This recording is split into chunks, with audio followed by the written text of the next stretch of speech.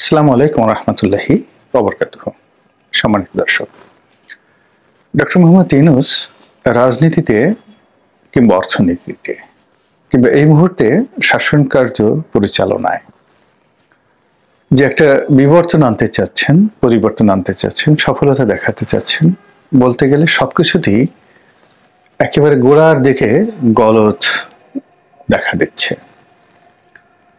তাকে ঘিরে মানুষের যে স্বপ্ন, মানুষের যে ভালোবাসা, এগুলো ক্রমশ ফিকে হতে শুরু করেছে। আর দৈনন্দিন জীবনের যে সমস্যাগুলো, এগুলো দিনকে দিন আরো প্রকট আকার ধারণ করেছে। দ্বিতীয়ত, তিনি যে অন্তর্বর্তীকালীন সরকারের প্রধান হলেন, এক্ষেত্রে তার যে প্রধানতম সহযোগী, যাকে বলা হয় স্টেক হোল্ডার, সেই স্টেক হোল্ডার হলেন বাংলাদেশের মূল ধারার রাজনীতিবিদগণ এবং রাজনৈতিক দল। তো এই রাজনৈতিক দলগুলোর সঙ্গে তার যে একটা আন্ডারস্ট্যান্ডিং ছিল, শ্রদ্ধা এবং ভালোবাসার সম্পর্ক ছিল, সর্বোপরি বিশ্বস্ততা ছিল, এটিও তলানিতে পড়ে গিয়েছে।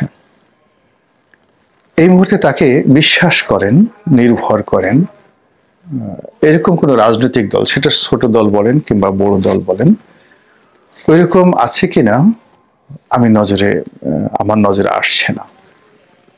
সেটা গণসংহতির সেই জোনায়েদ সাকি বলেন, কিংবা রেজা কিবরিয়া সাহেবের গণ অধিকার পরিষদের যে অংশ আছে সেটি বলেন, অথবা সেই এবি পার্টির মঞ্জু সাহেবের দল বলেন, বিএনপি জামাত জাতীয় পার্টির কথা, আওয়ামী লীগের কথা না হয় বাদই দিলাম। এই মুহূর্তে কেউই আর তাকে আগের মতো বিশ্বাস করছে না। দ্বিতীয়ত, এই আন্দোলনের প্রতিপক্ষ যারা অলমোস্ট 50% ভোট জনসমর্থন যারা নিয়ন্ত্রণ করেন, তারা তো একেবারে রিংয়ের বাইরে থেকে প্রতি মুহূর্তে এই ভদ্রলোককে বিপদে ফেলানোর জন্যে তার বিরুদ্ধে নানা রকম দেশি বিদেশি চক্রান্ত, এবং সবচেয়ে ভয়াবহ বিষয়টা হলো অপপ্রচার। এত বেশি অপপ্রচার তা যে কেবল সামাজিক মাধ্যমে হচ্ছে তা নয়, এটা ভারতে হচ্ছে, আমেরিকাতে হচ্ছে এবং ইউরোপে হচ্ছে। এই প্রচারগুলো চালানো হচ্ছে এবং এই সকল প্রচার এবং প্রোপাগান্ডার ফলে তার যারা স্টেক হোল্ডার আছেন, এই মুহূর্তে যাদের সঙ্গে তার রাজনৈতিক সখ্যতা হওয়া সম্ভব, তাদের মধ্যেও এক ধরনের অস্বস্তি লক্ষ্য করা গেছে। এখন যেটা হলো যে এই জাতীয় ঐক্যের যে ডাক দিয়েছেন ডক্টর মোহাম্মদ ইউনূস, সেখানে কর্নেল অলিকে দাওয়াত দেওয়া হয়েছিল, কিন্তু তিনি যেভাবে সেখানে গিয়ে ফিরে এসেছেন অপমানিত হয়ে, এটি একেবারে গোড়ায় একটা গলদ। অবশ্য কর্নেল অলি ভদ্রতা সহকারে এটাকে একটা জেনারেল মিস্টেক হিসেবে বলার চেষ্টা করছেন। তিনি ডক্টর মোহাম্মদ ইউনূসের শুভার্থী হিসেবে অনেক কথা বলার চেষ্টা করছেন, কিন্তু যেহেতু তিনি রাজনীতিবিদ, কৌটিল্যের অর্থশাস্ত্র তার মুখস্থ, কাজেই এই বিষয়টিকে তিনি খুব সহজে ছাড়বেন না। আবার অন্যদিকে ওই বৈঠকে এমন কিছু ঘটেছে, গাঁট ছাড়া, গা বাঁধা, সমন্বয়হীনতা। তো ওখানে আমরা কেবলই মাত্র ডক্টর ইউনূসের যে কথাবার্তা শুনেছি, খুব গতানুগতিক, নট পয়েন্টিভ, কিন্তু অনুষ্ঠানে যে ছবিগুলো দেখেছি, বডি ল্যাঙ্গুয়েজ, তাতে মনে হচ্ছে যে কারোরই ওইরকম আন্তরিকতা, মনোযোগ বা একেবারে দেশপ্রেমে উদ্বুদ্ধ হয়ে একটা জাতীয় ঐক্য করে বিশাল কিছু করার যে একটা উইজডম অ্যান্ড ফ্রিডম, এই জিনিসগুলো কারোর মধ্যে ফুটে ওঠেনি। অনুষ্ঠান শেষ হয়েছে, শেষ হওয়ার পরে যা হবার তাই হয়েছে, কিছুই হয়নি।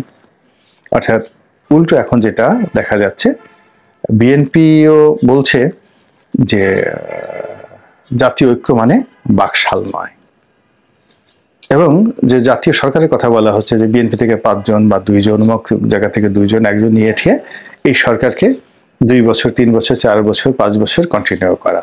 এখন বিএনপি এই ফাঁদে পা দিতে চাচ্ছে না। এর কারণ হলো যে জাতীয় সরকার হোক আর যেভাবে হোক না কেন, এখানে কর্তৃত্ব থাকবে সেনাবাহিনীর, কর্তৃত্ব থাকবে ডক্টর মোহাম্মদ ইউনূসের। তো সেখানে বিএনপির যারা যাবেন তারা কেবলমাত্র উপদেষ্টা হিসেবে আনাকুম জানাকুম, এর বাইরে তারা কিছু করতে পারবেন না। তো সেক্ষেত্রে সারা বাংলাদেশে বিএনপির যারা লোকজন আছে তাদের কোনো উপকার হবে না। এখন বিএনপির যন্ত্রদণ্ড কোলাহল যা কিছু আছে এটা বরং বাড়তে থাকবে। এজন্য বিএনপির অস্তিত্বের জন্য তাদের ইলেকশন দরকার, এক। ২ নম্বর হলো যে যদি এরকম একটা জাতীয় ঐক্যের সরকার হয় এবং এটা দীর্ঘদিন চলতে থাকে, তাহলে তো সেটা বঙ্গবন্ধু শেখ মুজিবুর রহমানের যে বাকশাল, তার সঙ্গে কোনো নীতিগত পার্থক্য থাকবে না। এর কারণ হলো ওই সময়টাতে মুসলিম লীগ এবং জামাত ইসলামী এই দুটো দল ছাড়া তো অলমোস্ট সবাই বাকশালে যোগদান করেছিলেন।